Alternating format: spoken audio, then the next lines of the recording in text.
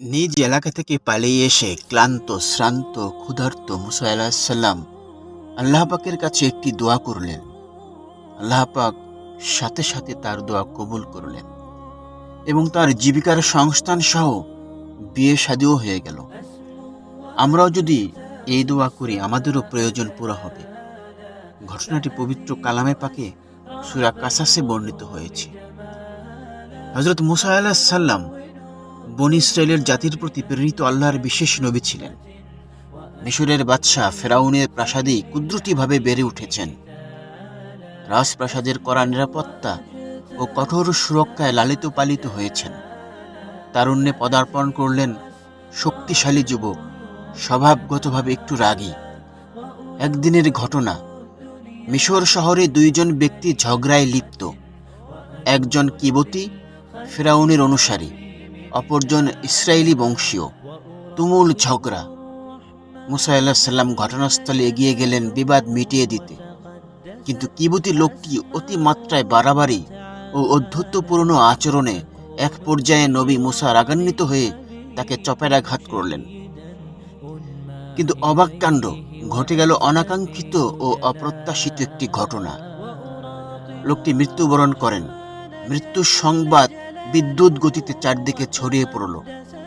ফেরাউনের রাজ্যে তার অনুসারীকে হত্যা, এত বড় আশ্চর্য ও বিস্ময়কর ঘটনা। চারদিক থমথমে পরিবেশ। শহরে মানুষের মুখে মুখে একটি কথা, মুসার হাতে কিবতী হত্যা। বাদশাহ ফেরাউন মুসার উপর ভীষণ ক্রোধান্বিত হলেন। উপদেষ্টাদের ডেকে পাঠালেন। বিষয়টি নিয়ে পরামর্শ করলেন। সিদ্ধান্ত হলো মুসার এই দুঃসাহসিকতার জন্য তাকে হত্যা করা হবে। মুসার খোঁজে ফেরাউন বাহিনী বের হলো। এদিকে মুসা আলাইহিসসালামের একজন হিতৈষী ব্যক্তি সুপরামর্শ দিলেন মিশর ছেড়ে তাকে চলে যেতে। মাদাইন নামে একটি শহর আছে, সেখানে হিজরত করতে। ফেরাউনের নির্যাতনের হাত থেকে পরিত্রাণ পাওয়া জরুরি। স্বাধীনভাবে ধর্ম পালনের জন্য নিরাপদ স্থান দরকার। মুসা আলাইহিসসালাম মাদাইন অভিমুখে রওনা হলেন। দীর্ঘ পথ ও পাহাড় সাগর পেরিয়ে মাদাইন শহর। পথ চলতে চলতে তিনি ক্লান্ত হয়ে পড়েন। তৃষ্ণা নিবারণের জন্য একটি কূপের নিকট গেলেন, কিন্তু সেখানে প্রচণ্ড ভিড়।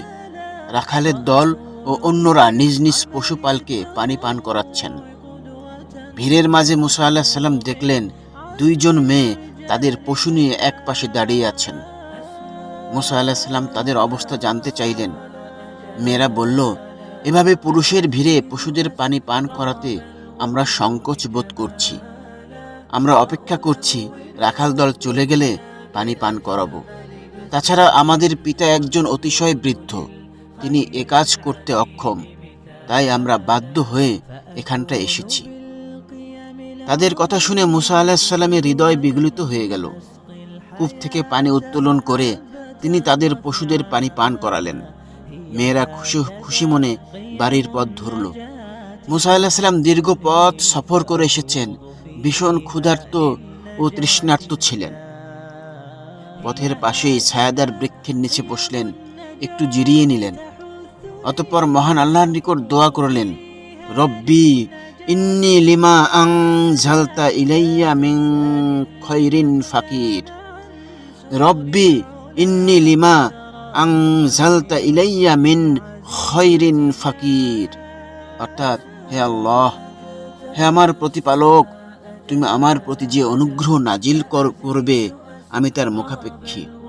অর্থাৎ, আমার জন্য যে কাজ বা জীবিকার ব্যবস্থা করবেন, আমি আপনার ব্যবস্থা করা সে কাজের বা জীবিকার মুখাপেক্ষী।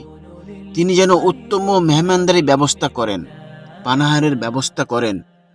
ওদিকে বৃদ্ধ পিতার কন্যাদায় বাড়ি ফিরেছেন। অন্যান্য দিনের তুলনায় আগে বাড়ি ফেরার পিতায় খানিকটা বিস্মিত হয়ে গেলেন। তিনি জিজ্ঞেস করলেন, কি ব্যাপার মেয়েরা, তোমরা এত আগে কিভাবে আসলে? মেয়েরা পিতার নিকট সব ঘটনা খুঁটে বলল। বৃদ্ধ ঘটনা শুনে দ্রুত এক মেয়েকে পাঠালেন তাকে বাড়িতে নিয়ে আসতে। অপরিচিত লোকটিকে ধন্যবাদ ও কৃতজ্ঞতা জানানো উচিত। মুসা আলাইহিসসালাম বৃদ্ধের দাওয়াত কবুল করে তার বাড়ি আসলেন, আতিথেয়তা গ্রহণ করলেন। পানাহার শেষে বৃদ্ধ লোকটি যে প্রস্তাব দিলেন তার জন্য মুসা আলাইহিস সালাম মোটেই প্রস্তুত ছিলেন না। তিনি তার 2 কন্যা থেকে একজনকে স্ত্রী হিসেবে গ্রহণ করার নিবেদন করলেন। উভয় কন্যা থেকে যাকে পছন্দ হয় তাকে নির্বাচন করার সুযোগ দিলেন। তবে শর্ত হলো 8 বা 10 বছর বৃদ্ধের বাড়িতেই অবস্থান করতে হবে। পাশাপাশি পশুপালের সার্বিক দায়িত্ব দেখাশোনা করবে। এটাই হলো স্ত্রীর মোহরানা। মুসা আলাইহিস সালাম তার প্রস্তাব গ্রহণ করলেন। তার সব ধরনের অভাব আল্লাহ পাক দূর করলেন। আমরাও যখন পেরেশানিতে থাকবো, ক্ষুধার্ত তৃষ্ণার্ত অবস্থায় থাকবো এবং নানা ধরনের অসুবিধার মধ্যে থাকবো, সেই অবস্থায় যখন আল্লাহ পাকের কাছে আমরা উপরোক্ত দোয়াটি করব, রব্বি ইন্নি লিমা আনজালতা ইলাইয়া মিন খৈরিন ফাকির, তাহলে অবশ্যই আমাদেরও বিপদ আপদ দূর হবে, আমাদের অভাব দূর হবে, ক্ষুধা দূর হবে এবং আমাদের দুনিয়াবি এবং আখিরাতের বিশেষ ফজিলত হাসিল হবে ইনশাআল্লাহ।